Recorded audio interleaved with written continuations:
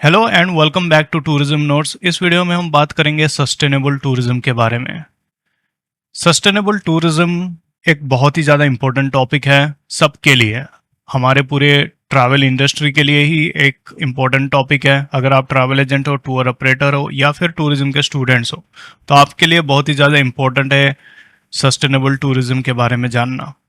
काफ़ी ज़्यादा इजी है बट काफ़ी लोगों को ये समझ नहीं आता, तो मैं आपको अच्छे तरीके से समझाऊंगा ताकि आपको ये कॉन्सेप्ट समझ में आ जाए। एक ही बार आप वीडियो देखो, थोड़ा वीडियो लंबा भी हो सकता है बट आप अगर पेशेंस के साथ देखते हो तो आपको एक ही बार में ये कॉन्सेप्ट समझ आ जाएगा। सस्टेनेबल टूरिज्म का मतलब मैं आपको बताऊं उससे पहले मैं आपको ये बताना चाहता हूं कि व्हाट इज सस्टेनेबिलिटी। तो सस्टेनेबिलिटी है क्या? सस्टेनेबल जो वर्ड है इसका मीनिंग क्या है? मैं एक छोटा सा एग्जांपल देता हूं, फिर मैं टूरिज्म के रिलेटेड एग्जांपल्स दूंगा। देखो, आपकी जो कैपेसिटी है, आप एक बार में 1 गिलास पानी पी सकते हो और दिन में आप 10 गिलास पानी पी सकते हो, और साल में देखा जाए तो आप 3000 गिलास पानी पी सकते हो, है ना? तो अगर मैं आपको बोलूं कि आप एक ही बार में 3000 गिलास पानी पी लो, क्या आप पी पाओगे? नहीं पी पाओगे, क्योंकि आपकी इतनी कैपेसिटी है ही नहीं। आपकी जो कैपेसिटी है वो 1 गिलास पानी की है। ज़्यादा से ज़्यादा आप 2-3 गिलास पानी एक ही बार में पी सकते हो, पर एक बार में आप 3000 गिलास पानी पी नहीं सकते। वैसे ही किसी भी डेस्टिनेशन की भी एक कैपेसिटी होती है जिसको हम बोलते हैं कैरिंग कैपेसिटी। उससे अगर ज़्यादा लोग उस डेस्टिनेशन पे एक ही टाइम पे चले जाते हैं तो डेस्टिनेशन के जो रिसोर्सेस हैं, चाहे वो नेचुरल रिसोर्सेस हो या फिर वो कल्चरल रिसोर्सेस हो, वो धीरे धीरे डिग्रेड होने लग जाता है, वो खराब होने लग जाता है। तो जिस चीज़ के लिए हम उस जगह पे जा रहे थे वो चीज़ ही धीरे धीरे ख़त्म हो जाएगी, तो उस जगह पे हम जाएंगे क्यों? उस जगह पे टूरिस्ट आएंगे क्यों फिर से? तो ये बात जो है ये सस्टेनेबल टूरिज्म से काफ़ी ज़्यादा रिलेटेड है। मैं आपको जो कैरिंग कैपेसिटी मैंने बताया इसके रिलेटेड मैं और एक वीडियो बना लूँगा ताकि आपको कैरिंग कैपेसिटी भी समझ आ जाए। चलो चलते हैं, फिर सस्टेनेबल टूरिज्म के बारे में बात करते हैं। उस एग्जाम्पल को मैं आगे कंटिन्यू करना चाहूँगा।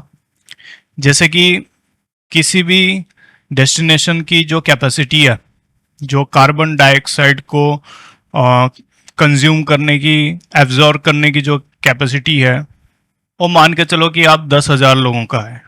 मतलब एक ही बार में एक ही एनवायरनमेंट में अगर 10,000 लोग रहते हैं उसी डेस्टिनेशन पे, तो एनवायरनमेंट जो है वो उस कार्बन डाइऑक्साइड को वो एब्जॉर्ब कर लेगा।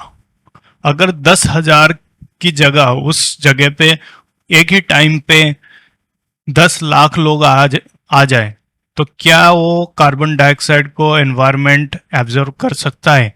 नहीं कर सकता है। तो धीरे धीरे वहाँ का जो एयर है वो पॉल्यूट होने लग जाएगा। ठीक है, तो जिस चीज़ के लिए आप वहाँ पे जा रहे थे, आप वहाँ पे जा रहे थे फ्रेश ऑक्सीजन लेने, सीनिक ब्यूटी को एंजॉय करने, अब आप वहाँ पे जा नहीं पाओगे, तो टूरिज्म वहाँ पूरा ख़त्म भी हो सकता है। दूसरा एक एग्जाम्पल मैं आपको देता हूँ। सोच लो कि एक नेशनल पार्क है, वहाँ पे लोग जाते हैं, टूरिस्ट जाते हैं वहाँ पे। क्यों जाते हैं? जो जंगली जानवर है उनको देखने जाते हैं। ठीक है, तो धीरे धीरे टूरिस्ट का जो नंबर है वो बढ़ना चालू हो गया, तो वहाँ पे हमने होटल्स बना लिए, वहाँ पे हम रिसोर्ट बना लिए, जिसको मॉडर्न लैंग्वेज में हम बोलने लग गए कि जंगल रिसोर्ट है। तो उस जंगल की जो कैपेसिटी है, जो वहाँ के जानवर रहते हैं उनकी जो कैपेसिटी है वो है 100 लोगों की, वो है 100 टूरिस्ट की।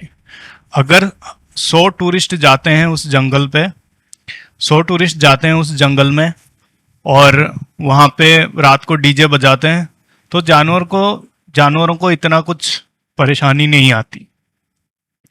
अगर 100 लोगों की जगह पे अगर वहाँ पे 10,000 लोग चले गए और रात को डीजे बजाने लग गए, तो धीरे धीरे जो जानवर है वो जंगल को छोड़ के चले जाएंगे, नहीं तो शायद धीरे धीरे उनकी डेथ भी हो सकती है।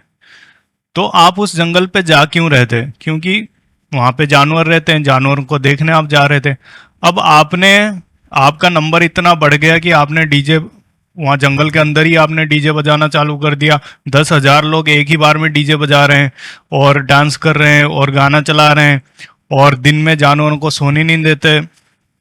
ज़्यादातर जानवर दिन में सोते हैं और दिन में आप सफारी करने चल जाते हो, जानवरों को सोने नहीं देते हो। तो वहाँ पे जानवर धीरे धीरे चले जाएंगे उस जंगल को छोड़ के। तो आप जिस चीज़ के लिए वहाँ पे जा रहे थे, जिस चीज़ के लिए वहाँ पे टूरिस्ट जा रहे थे, किस चीज़ के लिए जा रहे थे? जानवरों के लिए जा रहे थे। अब जानवर ही नहीं रहेंगे तो फिर वहाँ का टूरिज्म कैसे चलेगा? धीरे धीरे वो टूरिज्म खत्म हो जाएगी वहाँ से। सिमिलर और एक एग्जांपल देता हूँ कल्चर के रिगार्डिंग। सोचो कि आपके गांव में लोग रहते हैं, आपके गांव का एक कल्चर है, एक यूनिक सा कल्चर है, और आपके गांव में 100 लोग रहते हैं। उस कल्चर को देखने के लिए यूरोपियन कंट्री से लोग आ रहे हैं आपके गांव में।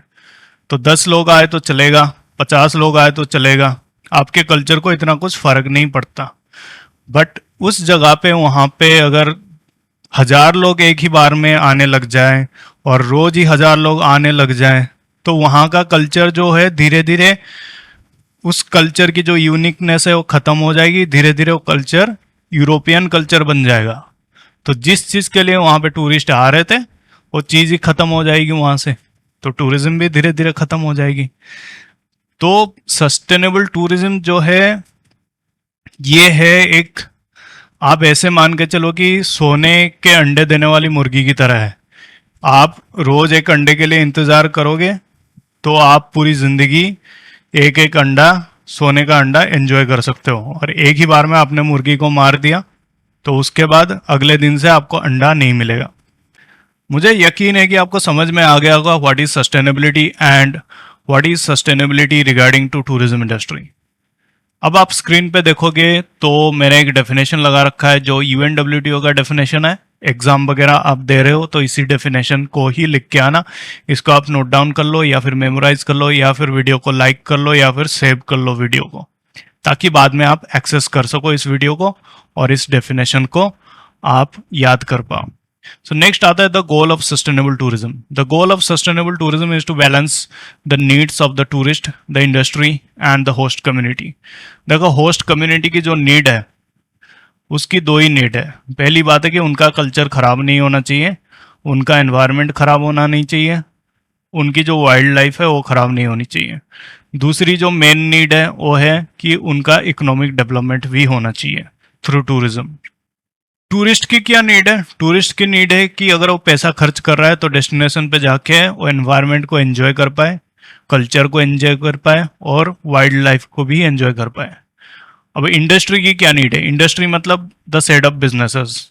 यहाँ पे आपकी गवर्नमेंट भी आ जाएगी और आपके जो जितने भी बिजनेस है टूरिज्म रिलेटेड सारे आ जाएंगे टूरिज्म इंडस्ट्री में। सारों को आप मिला लो तो उसको हम बोलते हैं इंडस्ट्री। इंडस्ट्री का मतलब ये होता है सेट ऑफ बिजनेसेस, आप सारे बिजनेसेस को मिला लो तो उसको इंडस्ट्री बोलते हैं। तो यहाँ पे आपका जो टूरिस्ट है उसकी भी कुछ नीड है। इंडस्ट्री की क्या नीड है? उनको कमीशन मिलना चाहिए। होस्ट कम्युनिटी की क्या नीड है? मैंने आपको बताया इकोनॉमिक डेवलपमेंट होना चाहिए, साथ ही साथ उनका कल्चर, एनवायरनमेंट और वाइल्ड लाइफ खराब नहीं होना चाहिए। तो इन सारी चीज़ों को हम एक बैलेंस में रखेंगे ताकि जिस चीज़ के लिए पूरी इंडस्ट्री चल रही है, जिस चीज़ के लिए टूरिस्ट वहाँ पे आ रहा है और जिस चीज़ को लेकर होस्ट कम्युनिटी पैसा कमा रही है, वो चीज़ ख़त्म नहीं होनी चाहिए। उसको यूज़ करो पर उसको रिस्पॉन्सिबल मैनर में यूज़ करो ताकि वो चीज़ ख़त्म ना हो, क्योंकि वो चीज़ जिस दिन ख़त्म हो जाएगी, चाहे वो वाइल्ड लाइफ हो या फिर कल्चर हो या फिर नेचुरल एनवायरनमेंट हो, उस दिन ना टूरिस्ट की नीड को हम एंटरटेन कर पाएंगे, ना इंडस्ट्री की नीड को एंटरटेन कर पाएंगे, ना होस्ट कम्युनिटी की जो नीड है उसको हम एंटरटेन कर पाएंगे। ना टूरिस्ट घूमने जा पाएगा, ना इंडस्ट्री चल पाएगी, ना होस्ट कम्युनिटी पैसे कमा पाएगी। तो जो कल्चर है, जो एनवायरनमेंट है, जो वाइल्ड लाइफ है, उसको हम यूज तो करेंगे but as a responsible manner, ताकि उसको हम काफी सालों तक यूज कर पाए, मतलब वो कभी खराब ही ना हो। हम अभी यूज कर रहे हैं, हमारा आज का जनरेशन यूज कर रहा है और आने वाले कई जनरेशन भी उसको यूज कर पाए। तो यही है सस्टेनेबल टूरिज्म का गोल। यही है सस्टेनेबल टूरिज्म का पूरा concept. And how to achieve this goals, तो बहुत ही सिंपल है। You have to respect the local culture. और यहाँ सिर्फ मैं टूरिस्ट की बात नहीं कर रहा हूँ, यहाँ मैं लोकल कम्युनिटी की भी बात कर रहा हूँ, क्योंकि आपके गांव में अगर यूरोपियंस आते हैं या फॉरेन टूरिस्ट आते हैं और आप उनको देख के अपना कल्चर भूल जा रहे हो, उनके हिसाब से आप बिहेव करने लग जा रहे हो, तो धीरे धीरे वहाँ का टूरिज्म खत्म हो जाएगा। फॉर एग्जाम्पल, अगर यूरोपियन कंट्री से लोग आपके गांव में आ रहे हैं, आपका जो लोकल क्यूजिन है उसको एंजॉय करने आ रहे हैं, तो आप धीरे धीरे यूरोपियन क्यूजिन वहां पे इंट्रोड्यूस करोगे, तो आप आपके क्यूजिन की जो ऑथेंटिसिटी रहे थी वो नहीं रहेगी, वो चली जाएगी। तो वहाँ पे टूरिज्म रहेगा ही नहीं वहाँ पे, तो आपका इकोनॉमिक डेवलपमेंट नहीं होगा, टूरिज्म इंडस्ट्री नहीं चलेगी वहाँ पे। तो you have to respect your local culture.